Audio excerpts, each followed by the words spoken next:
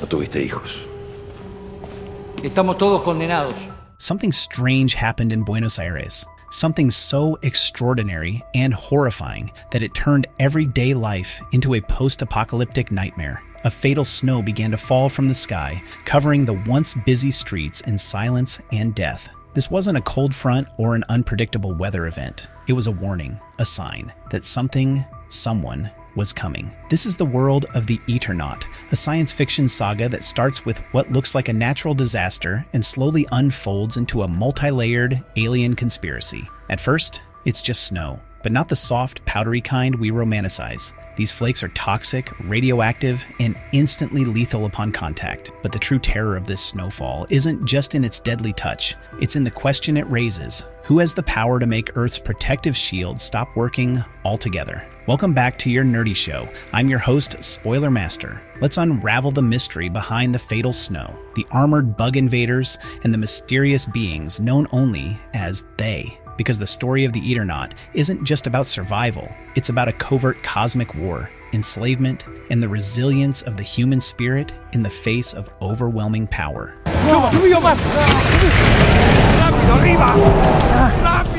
The fatal snow was just the beginning. In the Eternaut, it's Alfredo Tano Favalli who figures out the disturbing truth. The snow is not natural. It's radioactive fallout. Under normal conditions, Earth's magnetic shield, the Van Allen belt, blocks solar winds and cosmic radiation. But in the Eternaut, that defense is gone, entirely dismantled. The result, an open invitation for death to rain down from the skies. So who or what has the technology to disable the Earth's geomagnetic field? The answer lies in the skies. Survivors witness a series of glowing fireballs lighting up the night. But these aren't meteors or weapons. They're alien ships, dome-shaped, ominous, and far from friendly. And when the first invaders arrive, they're not your typical big-headed aliens. They're bugs. Thick-skinned, armored, beetle-like creatures that march undeterred through the radioactive snow. Why? Because they've been engineered to survive it. These aren't natural life forms.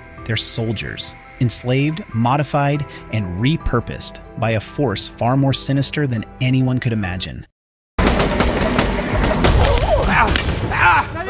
Meet the Hands, but don't be fooled. Eventually, we meet another alien race, more humanoid, but still eerie, too many fingers, unnaturally calm, and deeply unsettling. These are called the Hands. They control the battlefield from the shadows using a terrifying device called the telecontroller, a technology that hijacks the minds and bodies of others, effectively turning them into remote-controlled puppets. Humans, bugs, doesn't matter. Once the device is implanted, free will is gone. You're now a weapon, but here's where things take a sharp turn. The Hands aren't the masterminds. They're victims. Prisoners of war, once free beings who ruled their own icy, snow-covered planet with twin suns lighting their skies. That all ended when they arrived. Who are they? That's the question at the heart of the Eternaut. Not the Hands, not the bugs, but a superior, faceless, almost mythical force. A galactic empire that enslaves entire civilizations. And they do it quietly, efficiently, by turning others into tools.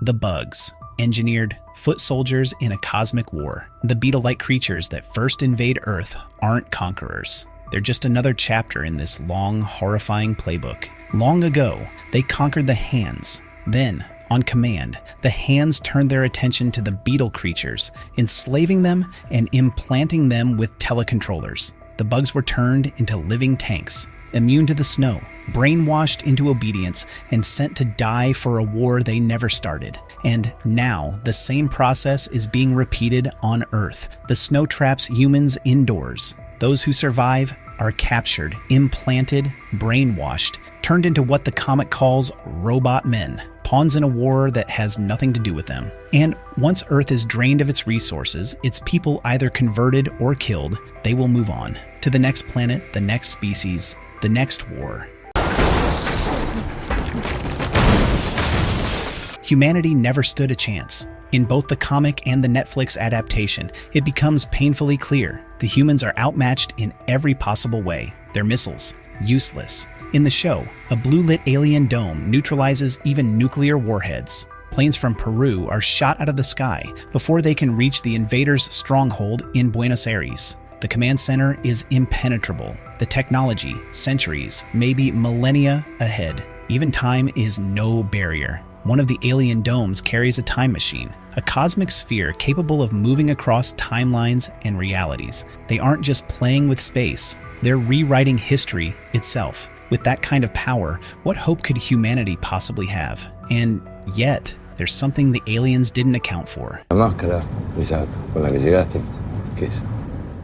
The spirit that refuses to die, Juan, the protagonist, is no soldier. He's a regular man, a survivor. In the original comic, he's named after Juan José Valle, an Argentine military officer who rebelled against the dictatorship during the country's dirty war. That war serves as a metaphor for the alien occupation. In the comic, the story reflects Argentina's real-life trauma, the suppression of thought, the disappearance of citizens, the fear of speaking out. The aliens don't just attack with weapons, they divide, confuse, and brainwash, turning humans against each other, just like oppressive regimes. In Netflix's version, Juan is a veteran of the Falklands War, another nod to Argentina's history of military defeat and national trauma. His survival isn't just physical, it's emotional, political, cultural, and when he meets a wise hand, the alien acknowledges something extraordinary. Juan's body may be fragile, his weapons primitive, but his spirit unbreakable. The hand reveals that some of his kind survived the fall of their world. They're waiting,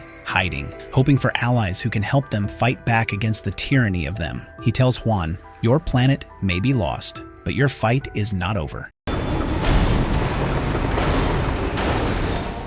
Our nerdy thoughts. On the surface, The Eternaut is a gripping sci-fi tale filled with alien invasions, radioactive storms, and mind control technology. But underneath it all is a haunting allegory, a story about resistance, authoritarianism, and survival when all hope is lost. The snow. It's not just a weapon, it's a metaphor for silence, control, and fear. The bugs, victims of a system they never chose. The hands, collaborators and prisoners. And humanity, a reminder that even in the darkest corners of the galaxy, the human will to resist oppression burns bright. Because even when the snow falls, even when the sky is filled with fireballs, and even when time itself bends to the will of unseen masters, there will always be someone who chooses to fight. And that's the dark truth behind the Eternaut's alien invasion, layers of control, resistance, and a war that spans galaxies. If you found this breakdown intriguing, drop a like, share your thoughts in the comments,